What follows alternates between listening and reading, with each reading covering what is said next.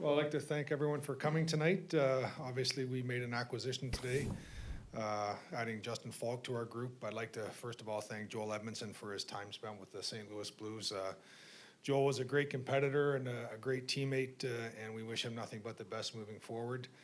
Justin comes with a very deep and strong resume, a player that's played in the league for a number of years, 27 years old, in the prime part of his hockey career. We feel he's tailor-made to today's NHL, a skater, someone that can transport and move the puck, touches both ends of special teams, and logged a lot of minutes over the years.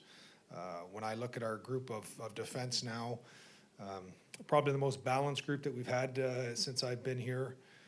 Alex Pietrangelo has played very well with all three guys on the left, whether it be Dunn, Gunnarsson, or Bouwmeester. And obviously we know that Colton and Bouwmeester have played very good last year, so I think it's going to give Mike and Craig a lot of different opportunities to have different pairs. One of the things too, just this year probably singularly, is that when you play late into the spring, fatigue can set in, and I think now having three sets of defensemen that, for a better term, you don't have to shelter or hide is going to be very advantageous. We saw a little bit last year how Alex's offense was able to grow as Bouwmeester and Parenko became the shutdown pair, for a better term. Petro was getting a chance to jump into the offense more and more, and we think that's going to be a big positive for him and for Faulk. Parenko's offense is still going to be there, obviously, but at the end of the day, we believe that we're a stronger team today because of the addition, and that's our goal this year, is to put our best foot forward and see if we can replicate some of the success we had in the second half of last year. With that being said, I'd entertain any questions you might have. Doug, how quickly did this come about? It started last Wednesday, or mid last week, I would say. Donnie and I talked, and it just started to pick up ground. It starts with what are you looking to accomplish from both sides. Obviously, we were looking to add a player that of Faulk's caliber. It was more what Donnie was looking for in return. He was looking for a really strong prospect. We bantied around different situations there, and unfortunately, we had to add Bach to this equation. We knew we'd have to add somebody to get the deal done. Joel is a player that, as I said, has experience, can help them, and it also helped the salary situation in the cap world even itself out a little bit. Carolina has agreed to retain a little over 14% of the salary this year, which will allow us to be cap compliant, I would say, with I don't want to say a healthy bit of room, but more room than probably people think initially. So, but it started last week. We pushed through the weekend on it. We got to the point where we were ready to make the trade, and then they gave us some time frame to talk to Faulk and his agent. We're actually, Brian Bartlett and Steve Bartlett were the agents. I didn't talk to Justin until today, but once he heard it was our team, I talked to him. It was late, I'd say Sunday evening. I said we'd talk on Monday, and we were able to get down to some work, and then as it just sort of picked up steam from there. Was it a condition of the trade that you had to have an extension work out before the trade? Yes, it was, and just because of what we were giving up, we didn't want to get into a situation when we were giving up for a player that we wanted this year, but not having some security and cost certainty moving forward. And to Justin and credit ultimately and his agents, they understood what we were trying to accomplish. Going in, I was quite honest that we have two high-profile restricted free agents that our goal is to try and sign, and to do that, we needed him to be understanding of the overall cap situation, and he was. We've seen some recent contracts that he was willing to come to our group at a cap hit that we could understand and afford, with an idea of trying to keep our group together moving forward past this season. Could you address the term? Obviously, you're comfortable with the player, three-time All-Star, 20. He's proven himself. 7 years, 8 years with the extra.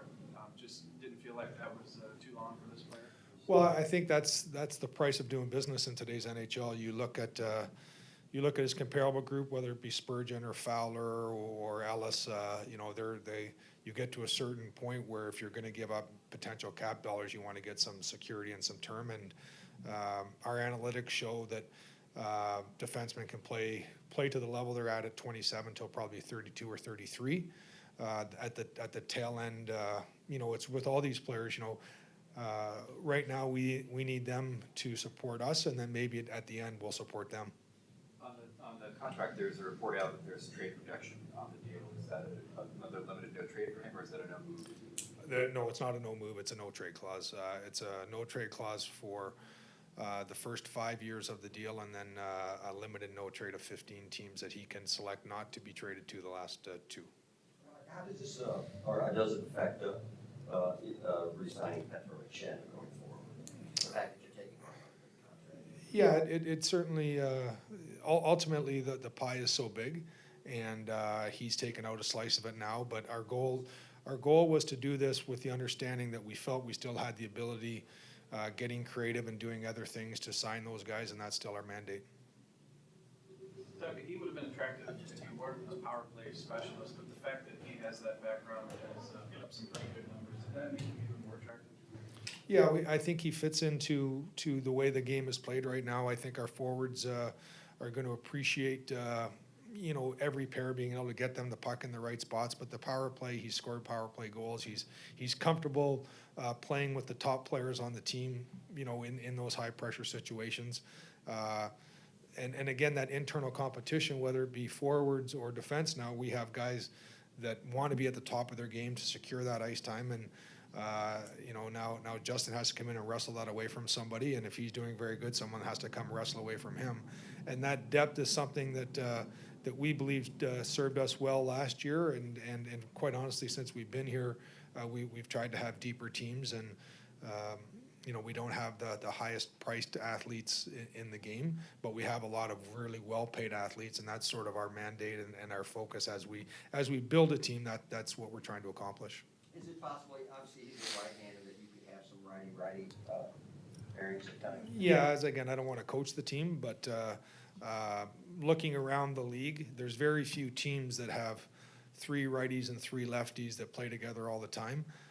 Ultimately, the ultimate goal would be have our best 4 players on the ice at the most important times, whether it's the last 10 minutes of games or at certain situations. I'll leave that up to Craig and Mike, but we talked about that prior to making this acquisition. Is there enough ice time for top players? And the feeling was that today everybody's healthy, and how long is that going to last? We're not really sure.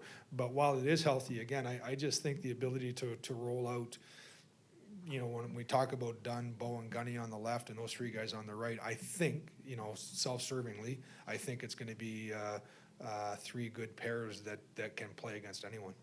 Did the signability of Edmondson, you know, he goes to arbitration, would be unrestricted, that factor in at all to your thinking there? No, not really. We have a lot of respect for Joel, and we would have attacked an extension for him in January just because of the way the system works. This isn't any correlation to the business that was held in July and August. That is just business, and we understand that, and we expect that. And as you know, we can't be disappointed at Joel for going to arbitration because we took Ville Husso to arbitration. So you really can't have it both ways. Arbitration is just part of a process. I actually am in favor of arbitration because on August 4th, come hell or high water, you know you have your player signed. You've made a couple headline forward-thinking moves where you traded Shattenkirk and you get a Sanford back, and now you trade a Stastny, you get Bach with the pick, and now he leads to Faulk. Can you just talk about how important that is to continue evolving and making those moves to set up these moves?